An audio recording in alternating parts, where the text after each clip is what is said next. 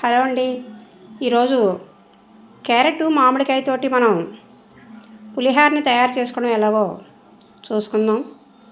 ఒక 150 గ్రాములు బియ్యం గల అన్నానికి 2 క్యారెట్ దుంపలు, ఒక చిన్న సైజు మామిడికాయని ఇలాగా చిన్న చిన్న పీసెస్ లాగా నేను తయారు చేసి పక్కన పెట్టుకున్నాను. 2 పచ్చిమిరపకాయలు, అల్లం ముక్క, 2 ఎండుమిరపకాయలు, అలాగే కొంచెం గుండె మినపప్పు, కొంచెం శనగపప్పు, కొద్దిగా ఆవాలను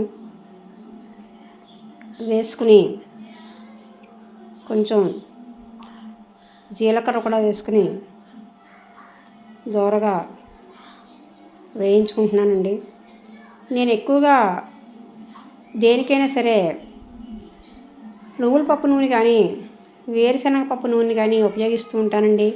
ఇది పిల్లలకి ఎటువంటి అనారోగ్యం కూడా లేకుండా ఉపయోగకరంగా ఉంటుందనే ఉద్దేశంతోనే నేను ఈ నూనెని ఉపయోగిస్తూ ఉంటాను.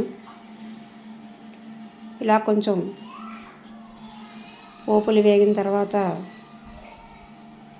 దాంట్లోనే పచ్చిమిరపకాయ ముక్కలు, అల్లం ముక్కల్ని, ఎండుమిరపకాయ ముక్కల్ని వేసుకుని వేచుకుంటున్నాను. దాంట్లో మనం రుచికి సరిపడా కరివేపాకుని, ఇంగువని కూడా వేసుకుంటున్నానండి. ఇలా పోపు అంతా దోరగా వేగిన తర్వాత దీనిని మొత్తంగా మనం ముందుగా రెడీ చేసి పెట్టుకున్నటువంటి క్యారెట్, మామిడికాయ ఉన్న బౌల్లోకి దీన్ని వేసుకుంటున్నాను. దాంట్లోనే కొద్దిగా ఉప్పును కూడా వేసుకున్నాను.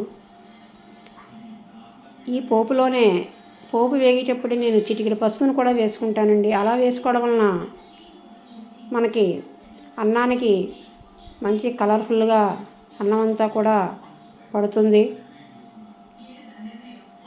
దాంట్లో అన్నం వేసుకుని మనం వేడివేడిగా కలిపిన తర్వాత కొంతసేపు మూత పెట్టి ఉంచినట్లయితే ఆ ఫ్లేవర్స్ అన్నీ కూడా అన్నానికి పట్టి చాలా టేస్టీగా ఉంటుందండి.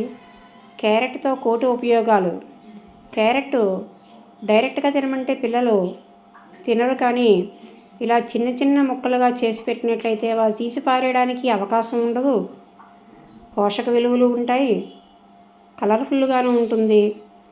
మామిడికాయ కలపడం వలన చాలా టేస్ట్గా కూడా ఉంటుంది. కాబట్టి ప్రతి ఒక్కరూ కూడా మీరు తయారు చేసుకోండి, తినండి. మీకు ఇష్టమైతే లైక్ చేయండి, షేర్ చేయండి, సబ్స్క్రైబ్ చేయండి.